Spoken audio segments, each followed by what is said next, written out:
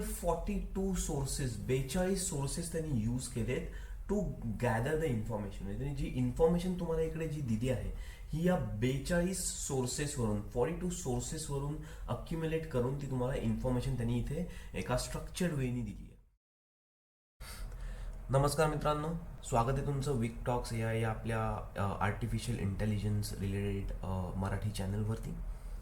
जसं मी मागच्या वेळेला तुम्हाला म्हणलेलं, आज आपण जे चॅट प्लॅटफॉर्म्स आहेत, जे आर्टिफिशियल इंटेलिजन्स वर चालणारे जे चॅट मॉडेल्स आहेत, जे चॅट प्लॅटफॉर्म्स आहेत, माफ करा, जसं chat GPT, Google Gemini, Claude, ह्याच्याबद्दल बोलणार आहोत. मी तुम्हाला याचे प्लॅटफॉर्म्स पण दाखवीन, हे कसे काम करतात, कसे ऑपरेट करतात ते तुम्हाला आज मी दाखवीन. पण त्याच्या आधी जसं मी तुम्हाला आधी म्हणलेलं की की की हे जे प्लॅटफॉर्म्स आहेत, चॅट GPT सारखे किंवा असे असंख्य प्लॅटफॉर्म सध्या उपलब्ध आहेत. पण त्याच्यातले जे जे महत्त्वाचे 3 ते 4 प्लॅटफॉर्म्स असतात, ह्या प्रत्येक ग्रुपमधल्या, प्रत्येक श्रेणीमधल्या त्या 3 ते 4 महत्त्वाचे जे प्लॅटफॉर्म्स आहेत त्याची मी आज तुम्हाला माहिती देणार आहे. जसं आपण म्हणलं की चॅट या आपल्या मॉडेल्समधले सगळ्यात महत्त्वाचं, जे सगळ्यात पहिले आलेलं मॉडेल म्हणजे आपलं चॅट GPT, जे सगळ्यांनाच आजकाल माहिती आहे. त्याच्यानंतर गुगलचं जेमिनाय, हे गुगल जे आपलं सर्च इंजिन आहे त्यांनी चालू केलेलं हे जेमिनाय प्लॅटफॉर्म आहे. आणि तिसरं महत्त्वाचं म्हणजे आपलं क्लॉड मित्रांनो, ही एक अँथ्रॉपिक नावाची अमेरिकन कंपनी आहे ज्यांनी हे चॅट मॉडेल चालू केलं आहे. आता कसं मी तुम्हाला आधी सांगितलेलं ना की प्रत्येकाची काही वैशिष्ट्ये असतात. जसं क्लॉडबद्दल जर आपण बोलायला गेलो तर क्लॉडचा एक महत्त्वाचं वैशिष्ट्य और क्लॉड हे जे त्यांच्या अँथ्रॉपिका कंपनी चालू केले, हे स्पेसिफिकली चालू त्यांनी केलं आहे टू जनरेट कोड. आता जनरेट कोड म्हणजे काय, तर तुम्ही जो कम्प्युटरच्या ज्या लँग्वेजेस आहेत, आपल्या पायथॉन झाल्या, जावा स्क्रिप्ट झाली, तुमचं जे काय बाकीचे ज्या कोडिंग लँग्वेज म्हणतो आपण त्या आहेत, त्याचा कोड तुम्हाला एका प्रॉम्प्टनी देणं किंवा अख्खाच्या अख्खा कोड तुम्हाला लिहिणं, हे क्लॉडचं प्रमुख वैशिष्ट्य आहे. जसं जेमिनायचं वैशिष्ट्य आहे की बिकॉज हे गुगलचं असल्यामुळे ह्याच्याकडे जी माहिती आहे, जो माहितीचा साठा आहे, तो अप टू डेट असतो. कारण तुम्हाला माहिती आहे, तुम्ही गुगल सर्च इंजिनवरती काहीही सर्च केलं, काही टाईप केलं की तुम्हाला जसा तसा डेटा त्याचा तुम्हाला सगळा मिळतो, जो करंट डेटा चालू आहे. त्यामुळे हे जे AI मॉडेल आहे, ह्याच्या मागचं जे AI मॉडेल आहे, जसं LLM ज्याला म्हणतात, लार्ज लँग्वेज मॉडेल, हे अप टू डेट असतं. चॅट GPT बद्दल आपण बोलायला गेलो की तर ह्याचं वैशिष्ट्य असं आहे की पहिली गोष्ट म्हणजे हे वाईडली यूज्ड प्लॅटफॉर्म आहे. म्हणजे भरपूर लोक याचा वापर करतात. त्याचे खूप असंख्य वैशिष्ट्य आहेत. जसं इमेज जनरेशनचं आहे, तुम्हाला इत्थंभूत माहिती देणं, तुम्हाला डीप रिसर्च करून देणं, म्हणजे एखाद्या गोष्टीचा तुम्हाला खूप म्हणजे इन डेप्थ जाऊन त्याचा रिसर्च करून तुम्हाला त्याची माहिती देणं, हे काही वैशिष्ट्य आहेत चॅट GPTची. आपण आता एक एक मॉडेल बघूया किंवा एक एक प्लॅटफॉर्म बघूया कसा काम करतो. तर मित्रांनो, तुम्ही बघाल हा आपला चॅट GPTचा हे आहे, चॅट GPTचा प्लॅटफॉर्म आहे. तुम्ही chatgpt.com वरती गेलात की तुम्हाला पहिल्या स्क्रीनवरती तो लॉग इन किंवा साइन अप करायला सांगेल. तुमचा नॉर्मल कुठलंही जीमेल अकाउंट वापरून तुम्ही याच्यामध्ये लॉग इन करू शकता. काही पैसे भरायची तुम्हाला याच्यामध्ये गरज नाही आहे. याच्यामध्ये फ्री प्लॅन्स पण आहेत आणि पेड प्लॅन्स पण आहेत. तुम्हाला जसा त्याचा वापर आहे तसा तुम्ही प्लॅन्स ऑप्ट इन करू शकता. हे दुसरं आपलं गुगलचं जे जेमिनाय आहे, त्याचा हा प्लॅटफॉर्म आहे. तर तुम्ही gemini.google.com वरती जाऊन सेम जसं तुम्ही चॅट GPTवरती साईनअप कराल तसंच तुम्ही जेमिनीवरती पण साईनअप करू शकता. आणि हा क्लॉडचा आहे, जसं मी तुम्हाला सांगितलं, अँथ्रोपिक जो क्लॉड आहे त्याचा हा प्लॅटफॉर्म आहे. त्याचा Claude.ai वरती गेलात तुम्ही की तुम्हाला तो म्हणजे सेम प्रोसिजर, साईनअप करा आणि तुम्ही या स्क्रीनवरती याल साईनअप केल्यानंतर.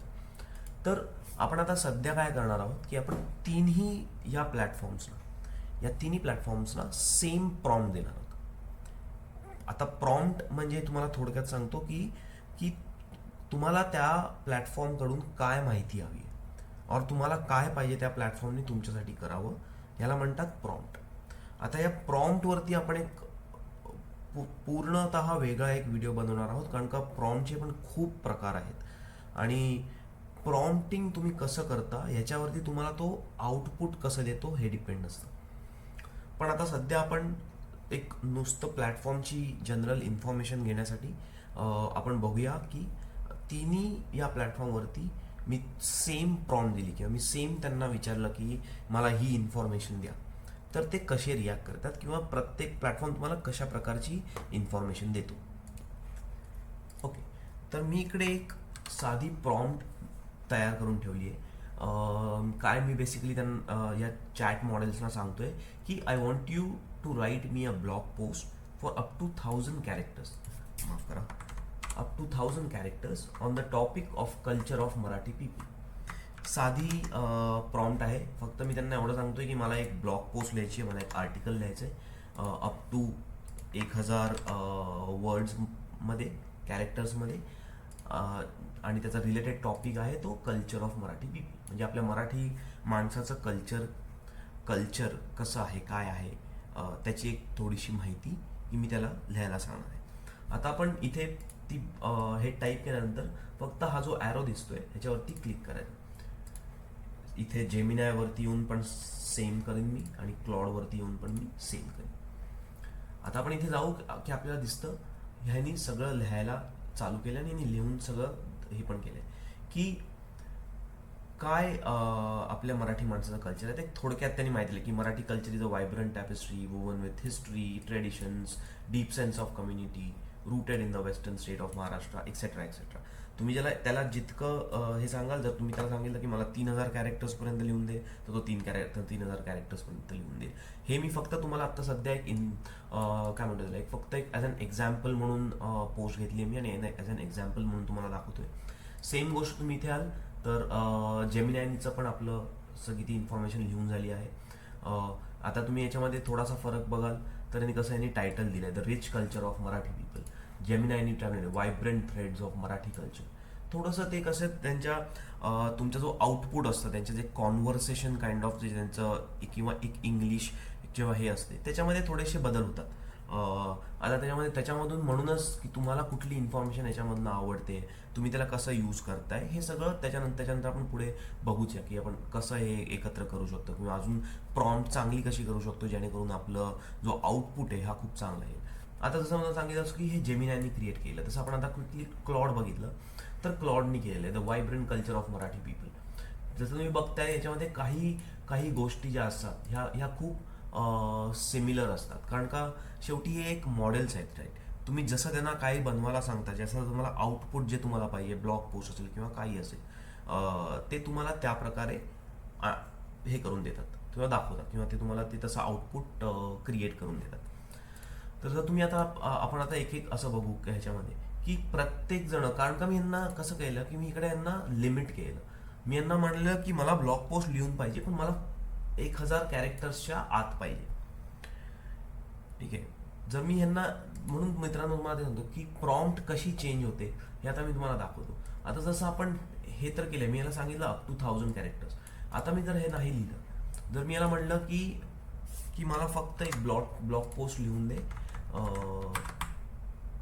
On the topic of Marathi culture, Marathi people and their culture. ठीक आहे. सेम आपण जेमिनायमध्ये जाऊया. जेमिनायमध्ये पण आपण सेम करूया. आपण क्लॉडमध्ये जाऊया आणि क्लॉडमध्ये पण सेम करूया. ठीक आहे. तर मी इथे सेंड केलं, गुगल जेमिनायवरती सेंड केलं आणि आपल्या चॅट जीपीटीवरती सेंड केलं. आता मित्रांनो तुम्ही बघाल की त्यांच्या जे आउटपुट आहे त्याच्यामध्ये किती मोठा फरक येतो. जर तुम्ही त्याला फक्त सांगितलं की मला ब्लॉग पोस्ट लिहायचा आहे या टॉपिकवरती, मराठी पीपल कल्चर, जो काही तुम्हाला ब्लॉग लिहायचा आहे किंवा काही लिहायचं आहे, काही इन्फॉर्मेशन पाहिजे आणि त्याला लिमिट नाही केलं, तर तो तुम्हाला बघा किती वेगळ्या प्रमाणामध्ये तो तुम्हाला त्याचा आउटपुट देतो. जर त्यांनी सांगितलं ओके, त्यांनी टायटल दिलं the rich and diverse culture of Marathi people, मग त्यांनी त्याच्यामध्ये पॅरेग्राफ बनवले, त्या पॅरेग्राफना टायटल दिलं. जसं एक लँग्वेज आणि लिटरेचरचा एक वेगळा त्यांनी पॅरेग्राफ बनवला, फेस्टिवल्स आणि सेलिब्रेशनचा बनवला, कुझिन्स म्हणजे जे आपलं जेवण आहे, आपलं जे खाद्यपदार्थ आहेत त्याचा एक पॅरेग्राफ बनवला. आर्ट अँड म्युझिक बनवला, ट्रेडिशन्स अँड कस्टम्स बनवला, हिस्ट्री अँड हेरिटेज बनवला, आणि एक शेवटचं तुमचं कन्क्लुजन. तसं आपण आता जसं जेमिनायमध्ये गेलो की सेम गोष्ट जेमिनायमध्ये, तसं आपल्याला गुगल जेमिनायनी पण तसेच रिझल्ट दिले. जर तुम्ही बघाल, जेव्हा आपण त्याला सांगितलं की त्याला काही आपण रेस्ट्रिक्शन्स नाही लावले, तेव्हा गुगल जेमिनायनी पण आपल्याला स्ट्रक्चर्ड रिस्पॉन्स दिला की ओके, ह्याच्यामध्ये कसं आहे की deep dive in to heart of Maharashtra असं एक टायटल दिलं. त्यानंतर मग सिम्फनी ऑफ आर्ट्स, म्हणजे आर्ट्स, मराठी कल्चरच्या आपल्या आर्ट फॉर्म्सबद्दल मग त्यांनी काही इन्फॉर्मेशन दिली. लिटरेचर आहे, परफॉर्मिंग आर्ट्स आहे, व्हिज्युअल आर्ट्स आहे, एक्सेट्रा. मग त्यांनी पण festivals, cuisine, community and togetherness, languages आणि कन्क्लुजन, अशा प्रकारे. सेम आपण जर क्लॉडमध्ये बघितलं तर क्लॉडनी पण आपल्याला त्याच प्रकारच्या वेगवेगळ्या गोष्टींबद्दल माहिती दिली.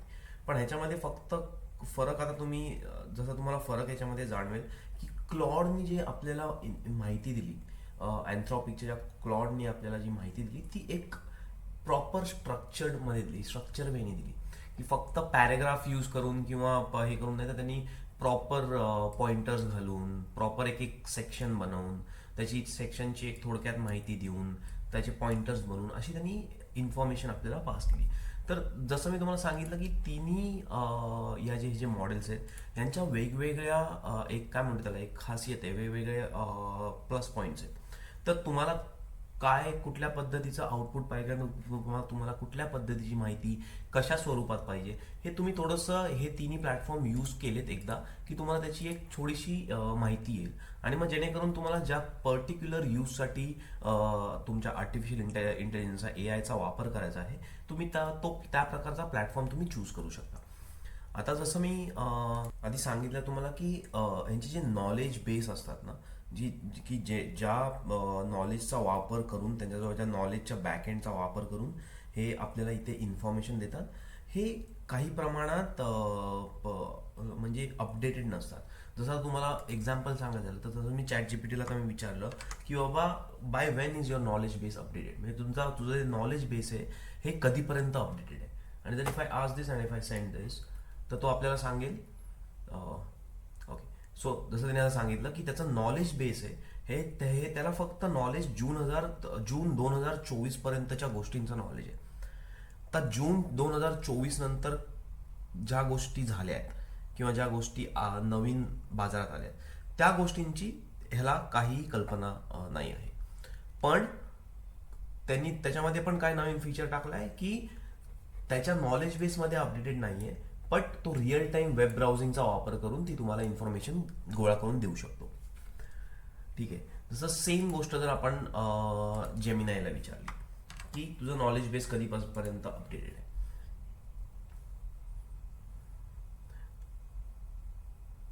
तसं तुम्ही इथे बघाल की ह्यांनी सांगितलं की ह्याचा जो नॉलेज बेस आहे तो pretty much up to date आहे. जसं मी तुम्हाला आधी सांगितलेलं की बिकॉज हे एक गुगलचं प्लॅटफॉर्म आहे. ठीक आहे. गुगलकडे आत्ताच्या घडीमध्ये चाललेल्या सगळ्या बाबतीत इन्फॉर्मेशन आहे because of its search engine. जे सर्च इंजिन आपण गुगलचं वापरतो, google.com, जिकडे आपण सर्च करतो कुठल्याही गोष्टीसाठी, ती खूप मोठी इन्फॉर्मेशन आहे जी गुगलकडे इझिली अवेलेबल आहे. त्यामुळे गुगलला तो प्रॉब्लेम येऊ शकत नाही. तुम्ही त्याला काहीही करंट अफेअर्स बद्दल विचारलं तो तुम्हाला सहज उत्तर देऊ शकतो, जिकडे ChatGPT पण तुम्हाला त्याचं उत्तर देऊ शकेल. बट त्याच्याकरता तुम्हाला त्याचा एक सर्च, वेब ब्राउझिंगचा एक तुम्हाला तो हे आहे तो क्लिक करायला लागेल. जसं तुम्ही आता खाली इथे बघाल तो ऑप्शन आहे, तसं सर्च आहे, डीप रिसर्च आहे, क्रिएट इमेज आहे, याच्याबद्दल आपण बोलणारच आहोत. बट तेच तुम्हाला त्याच्या एक जस्ट टू इन्फॉर्मेशनसाठी हे तुम्ही जर ऑन केलं इकडे क्लिक करून आणि मग काही करंट अफेअर्स बद्दल विचारलं तर तुम्हाला मे बी उत्तर देऊ शकेल.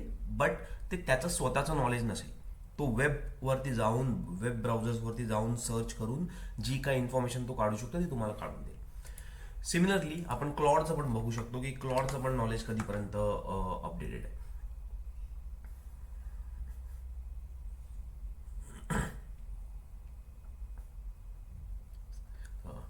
ओके. आता तुम्ही ह्याचं पण जसं क्लॉडचं पण बघाल की त्याचं जे नॉलेज बेस आहे हे लास्ट अपडेट आहे सध्याचं ऑक्टोबर 2024 आहे. ठीक आहे. सो ते आता सध्या क्लॉड काय सांगते की त्यांचं जे नवीन अपडेट आहे ती 11 मे येणार आहे. म्हणजे 11 मे 2025 त्याचं नॉलेज जे आहे ते अपग्रेड होणार आहे अंटील परत 6 महिने. सो बेसिकली ते सांगतात की युजली 6 महिन्याची गॅप असते. सो तुम्ही आजपासून मे बी नोव्हेंबर डिसेंबरपर्यंत ज्या गोष्टी काय होतील हे जर त्याला विचारलं लेट्स से इन डिसेंबर वगैरे, तर त्याला कदाचित माहिती नसू शकतात. तर अशा प्रकारे प्रत्येक म्हणतो ना आपण की प्रत्येक या चॅट मॉडेल्सचं किंवा चॅट प्लॅटफॉर्मचं एक स्वतःचं एक वैशिष्ट्य आहे, स्वतःची एक नो सांगणी आहे. त्यामुळे जर म्हणून मी तुम्हाला आधी सांगितलेलं मित्रांनो की तुम्हाला कुठल्या बाबतीत हे मॉडेल्स यूज करायचे ह्याबद्दल तुम्हाला थोडासा विचार करून मग ते तुम्ही कुठला प्लॅटफॉर्म यूज करणार हे तुम्हाला याचा तुम्हाला यूज म्हणजे विचार करायला पाहिजे. सो थोडक्यात जर तुम्हाला समजा काही करंट अफेअर्स बद्दल पाहिजे असेल की की सध्या काय चाललंय, जसं भारतात आपलं जे आता पाकिस्तान बरोबर जे युद्ध चाललंय त्याच्याबद्दल तुम्हाला काय माहिती पाहिजे असेल तर ते तुम्ही जेमिनायमध्ये जाऊन विचारू शकता. कारण का तुमचा चॅट जीपीटी आणि जे क्लॉड आहे याच्याकडे ती इन्फॉर्मेशनच नाहीये, त्यामुळे तो तुम्हाला ती माहिती देऊ शकणार नाही. सो तुम्ही त्यांना ती माहिती दिली की तो तुम्हाला एक जेनेरिक माहिती देणार की बाबा ओके इंडिया आणि पाकिस्तानचं आधीपासूनच युद्ध आहे, त्यांच्यामध्ये हे प्रॉब्लेम्स आहेत किंवा ते आहेत. सो तो स्पेसिफिक जी गोष्ट आहे ती तुम्हाला नाही देऊ शकत चॅट जीपीटी किंवा क्लॉड. बट त्यातच तुम्ही विचारलं जेमिनायला तर जेमिनाय तुम्हाला ती माहिती एकदम इझिली एकदम इत्तमभूत माहिती प्रोव्हाइड करून देऊ शकतो, कारण का त्याकडे ते नॉलेज बेस तेवढं अवेलेबल आहे. तर ओके, तर आपण थोडक्यात तुम्हाला हे इन्फॉर्मेशन द्यायची होती मित्रांनो. आता आपण पुढे वळूया, थोडंसं एक इन डेप्थ आपण बघूया की चॅट जीपीटी की चॅट जीपीटीचे अजून काय काय प्रकार आहेत. जसं मी तुम्हाला मगाशी म्हणलं, तुम्ही इकडे तुमच्या चॅट आपण नवीन क्रिएट करूया. जसं तुम्ही इथे बघितलं हे जे तुमची चॅट विंडो बनवते त्याच्यात तुम्हाला खाली काही ऑप्शन्स आहेत की आता इकडे गेला की तुम्हाला इकडे काही कुठली फाईल अपलोड करायची आहे किंवा तुम्हाला काही वेबवरती सर्च करून त्याची माहिती घ्यायची आहे. डीप रिसर्च करायचा. डीप रिसर्चचं पण मी तुम्हाला एक थोडक्यात हे सांगेनच. पण डीप रिसर्चमध्ये काय होतं ना की पहिली गोष्ट म्हणजे डीप रिसर्च जर तुम्ही सांगितलं त्याला करायला तर तो एखाद्या टॉपिकचा एकदम डीपमध्ये जाऊन रिसर्च करतो आणि तो तुम्हाला त्याचा पूर्ण एक रिसर्च रिपोर्ट देतो. ठीक आहे, ते आपण त्याचं एक एक्झाम्पल बघूया या पुढच्या आपल्या सत्रामध्ये. तिसरा ऑप्शन येते ते क्रिएट इमेज. सो तुम्ही त्याला सांगता की मला एक इमेज क्रिएट करायची आहे आणि त्याच्यानंतर तुम्हाला काय इमेज क्रिएट करायची त्याची तुम्ही त्याला हे द्या, माहिती द्या. आता आपण सध्या एक उदाहरण बघूया की जेव्हा तुम्ही सर्चचं जे बटन दाबता तर तो काय आपल्याला काय इन्फॉर्मेशन देऊ शकतो. सो आता मी सर्चचं बटन दाबलंय. आता मी त्याला विचारेन can you tell me about current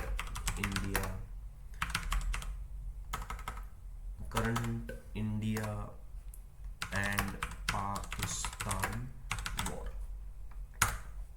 असं मी त्याला सर्च केलं. आता तो बघा, तो गेला सर्चिंग द वेब. तो म्हणतोय की तो आता वेब वरती जाणार आणि तो आता सगळी ती इन्फॉर्मेशन काढणार. त्याच्यासाठी as of May 2025 India and Pakistan are experiencing heightened tensions following the recent series of military कन्फ्रंट्रेशन्स.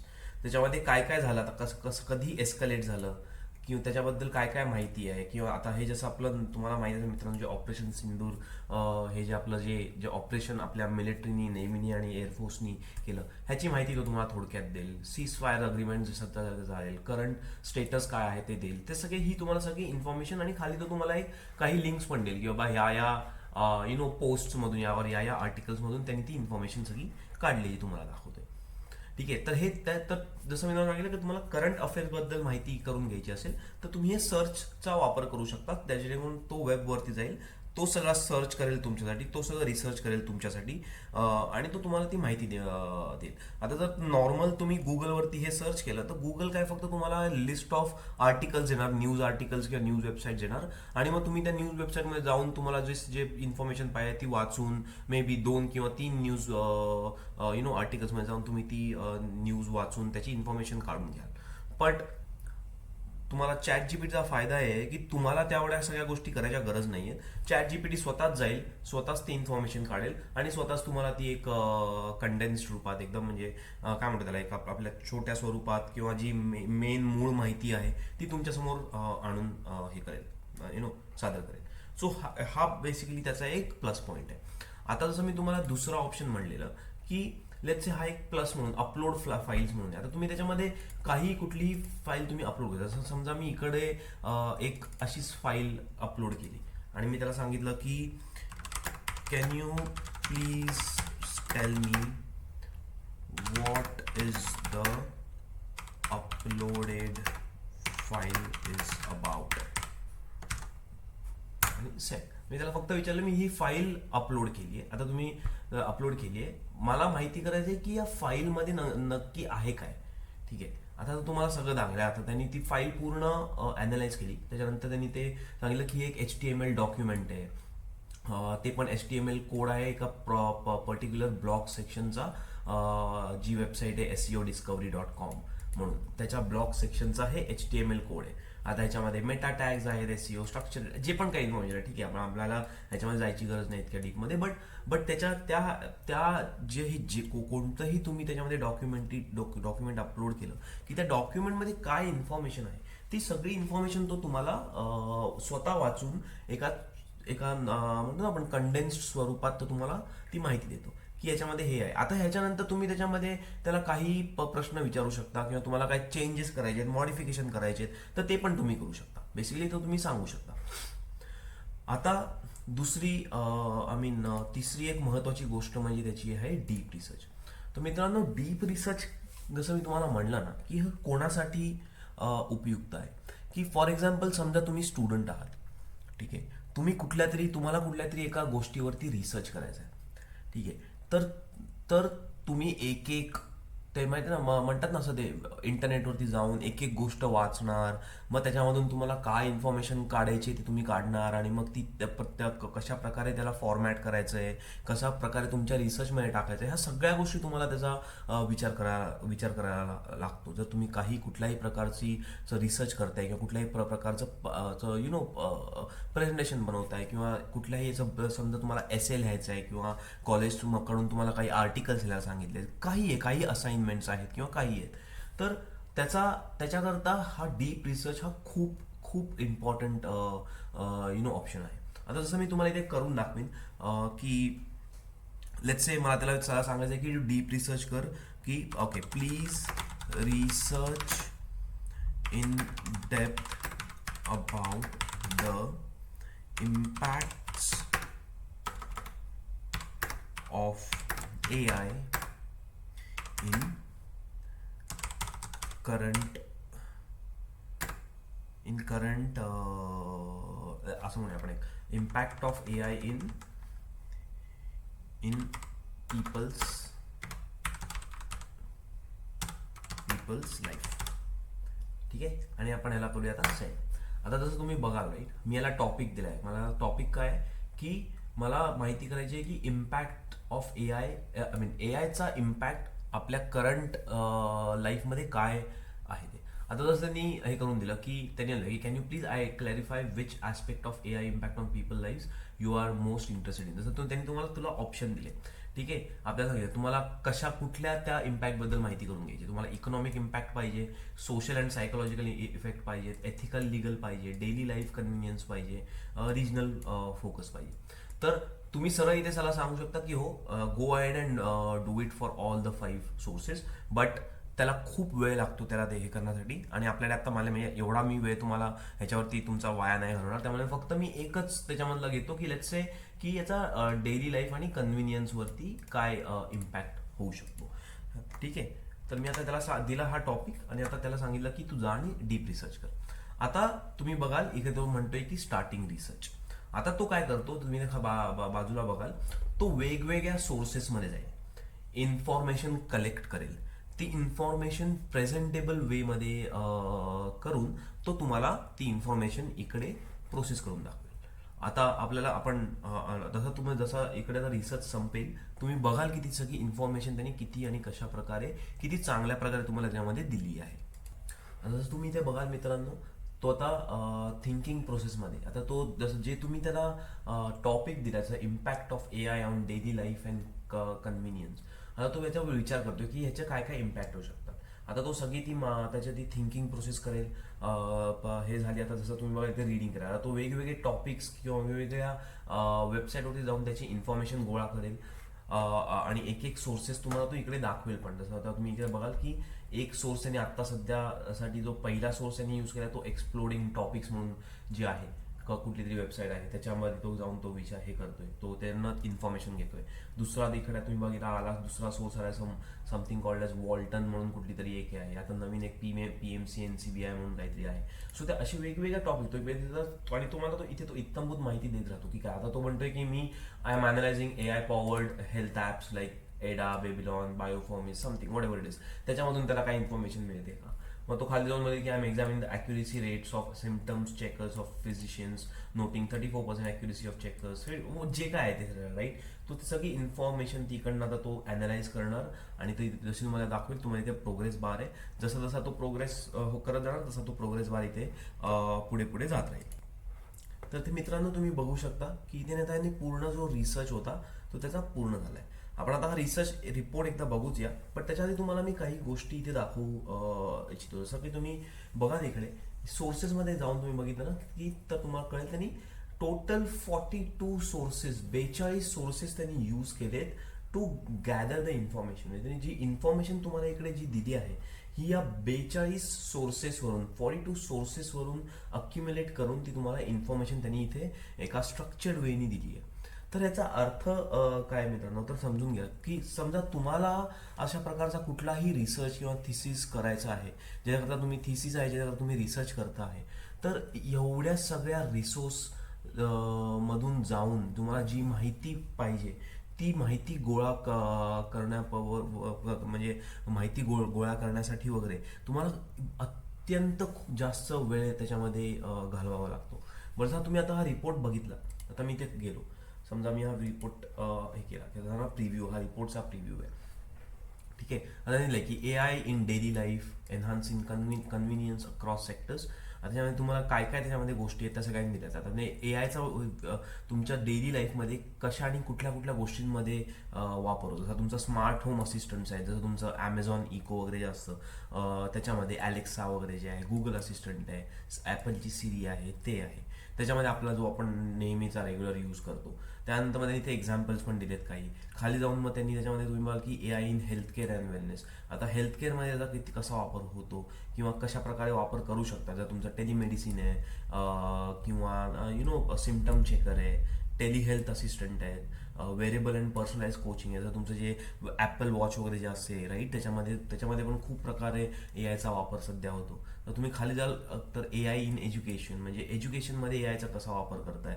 तर तुम्ही असं बघाल की खाली जाऊन तुम्हाला इतकी डिटेल्ड आणि इतकी इन्फॉर्मेटिव्ह इन्फॉर्मेशन तो काढून देतो की तुम्हाला सगळ्या गोष्टींमध्ये जाऊन सगळ्या ह्याच्यामध्ये जाऊन काही म्हणजे स्वतः काही करायची काहीच आवश्यकता नसते. तर तुम्ही बघाल की सायटेशन्स पण त्यांनी इथे दिलेले आहेत की कुठल्या सोर्समधून त्यांनी कुठला डेटा घेतला. तर तुम्ही इथे बघाल याचे प्रत्येक सोर्स जो त्यांनी घेतला आहे बेनिफिट्सचा प्रत्येक सोर्सचं त्यांनी इथे सायटेशन दिले तुम्हाला की कुठल्या आर्टिकलमधून किंवा कुठल्या वेबसाईटमधून त्यांनी ती इन्फॉर्मेशन गोळा केली. तर मित्रांनो तुम्ही विचार करा हे किती इम्पॉर्टंट आहे, किती इझी सध्यासाठी आहे की स्टुडंट्सचा वेळ किती वाचू शकतो त्याच्यामधून पण वेळ वाचण्यापेक्षा पण ते लवकर या गोष्टी हे करून ह्याच्यामधून खूप काही शिकू शकतात. आणि ह्याचा किती चांगल्या प्रकारे यूज होऊ शकतो ह्याचा आपण खरंच खूप विचार केला पाहिजे. तर तुम्ही ते सरळ अशी लिंक पण शेअर करू शकता की तुम्हाला कोणाला पाठवायचं आहे किंवा काय. तर मग तुम्ही जस्ट इथे हे करा, क्रिएट लिंक करा. आता ही लिंक त्यांनी क्रिएट केली, कॉपी केली आणि तुम्ही कोणालाही पाठवा ज्याला तुम्हाला पाठवायची असेल त्याला. तर हा दुसरा एक प्रकार होता त्याचा डीप रिसर्चचा. आता आपण एक शेवटचा याचा प्रकार बघूया मित्रांनो, तो म्हणजे क्रिएट इमेज. आता क्रिएट इमेज म्हणजे कसं आहे की तो एक तुमच्यासाठी तुम्हाला ज्या प्रकारे इमेज पाहिजे त्या प्रकारची इमेज तो तुम्हाला इकडे बनवून देईल. तर आता आपण काय करूया ना की आपण याला एक नॉर्मल प्रॉम्प्ट देऊया. आता मी फक्त एक त्याला प्रॉम्प्ट देतो की create me an image of a nice nature trail with trees, mountains and water bodies. ठीक आहे. आता बघू आपण हा कशा प्रकारे इमेज आहे. मी याला सेंड केली इमेज. आता आपण बघूया हा कशा प्रकारे ती इमेज जनरेट करतो. आता तुम्हाला ते सांगतोय की गेटिंग स्टार्टेड म्हणून तो आता इमेज क्रिएट करायला त्यांनी घेतली आहे.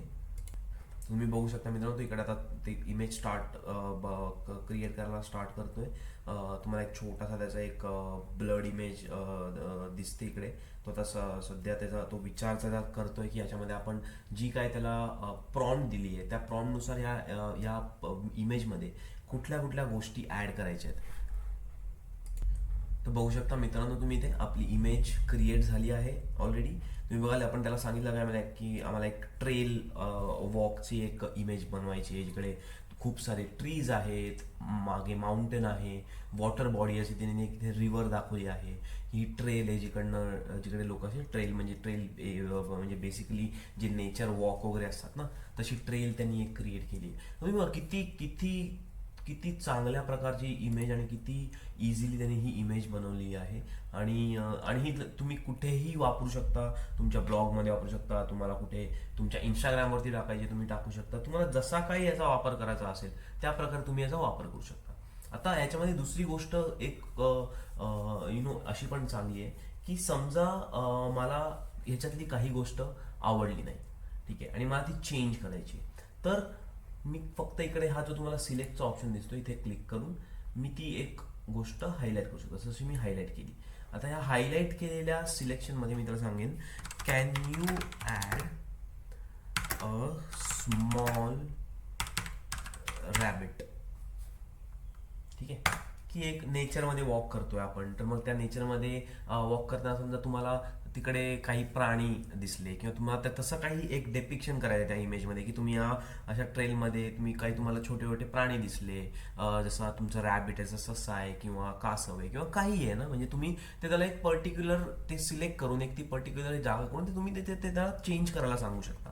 आता तुम्ही बघताय की मी त्याला इथे सिलेक्ट केलं आणि मी त्याला सांगितलं की बाबा can you add a small rabbit. आता तो इथे त्यांनी परत नवीन इमेज बनवायला चालू केली आहे, जिकडे तो आता ज्या जागेवरती मी त्याला सांगितलेलं की मला इकडे सशाचं एक चित्र पाहिजे, त्याच वेळेला आता तो ह्याच्यामध्ये तो एक ससा क्रिएट करण्याचा हे करेल, म्हणजे त्या जागेवरती तो एक ससा क्रिएट करेल. आता आपण बघूया जशी इमेज त्याची क्रिएट होते. तुम्ही जसं वरचं बघता तसं त्याला हळूहळू ती इमेज जनरेट व्हायला चालू झालेली आहे. तर बघा मित्रांनो, तुम्ही बघाल ज्या ठिकाणी आपण त्याला सांगितलेलं की एक ससा दाखव, त्यांनी त्या जागेवरती एक सशाचं चित्र हे केलं, म्हणजे त्याच चित्रामध्ये त्यांनी एक ससा ॲड केला. अशा प्रकारे तुम्हाला जर म्हणजे सांगतो याच्यामध्ये जर एडिट्स करायचे असतील, काही चेंजेस करायचे असतील, तुम्ही इकडनं इझिली करू शकता. तर सांगायचा मुद्दा हा आहे मित्रांनो की आजकालच्या या AIच्या युगामध्ये राईट, हे इतकं इझी झालं आहे की तुम्हाला इमेज जनरेशनपासून एडिटपासून सगळं काही तुम्ही या एकाच गोष्टीवरती करू शकता. आणि हे इतकं इम्पॉर्टंट आहे की तुम्ही कुठल्याही प्रकारची इमेज करून ती तुम्हाला जिथे वापरायची आहे, तुमच्या ब्लॉगमध्ये, आर्टिकलमध्ये, तुमच्या प्रोजेक्टमध्ये और इवन तुमच्या सोशल मीडियामध्ये, ते तुम्ही आरामात हे करून ह्याला डाउनलोड करून तुम्ही फक्त इथे बटन दाबलं की हे फक्त सेव्हचा बटन आहे, दाबलं की तुम्ही जसं बघायला त्यांनी इथे डायरेक्टली ती इमेज डाउनलोड केली आणि तुमच्या कम्प्युटरमध्ये सेव्ह झाली ती इमेज. तर अशा प्रकारे तुम्ही ह्याचा वापर करू शकता. तर मित्रांनो, आजच्या आपण या भागामध्ये इथेच थांबूया. तुम्हाला मी इत्थंभूत माहिती देण्याचा प्रयत्न केला आहे ChatGPTसाठी, जेमिनायसाठी, क्लॉडसाठीचा वगैरे. आपण अजून पण याचे यूज केसेस इन डेप्थ पुढच्या आपल्या काही भागांमध्ये बघणारच आहोत, कारण का खूप साऱ्या गोष्टी अशा आहेत AIमध्ये ज्या आपण अजून त्याच्या सरफेसवरती पण नाही आहोत. तर येस, मी ते सगळे व्हिडिओ म्हणून मी तुमच्याबरोबर शेअर करीनच, पण ते शेअर करण्यासाठी, तुम्हाला त्याची माहिती मिळण्यासाठी प्लीज लाईक करा, सबस्क्राईब करा, तुमच्या मित्रांबरोबर, घरच्यांबरोबर व्हिडिओ शेअर करा, जेणेकरून त्यांना पण ह्या सगळ्या गोष्टींची माहिती असेल. आणि येस, पुढे आपण पुढच्या एपिसोडमध्ये भेटूच या. धन्यवाद.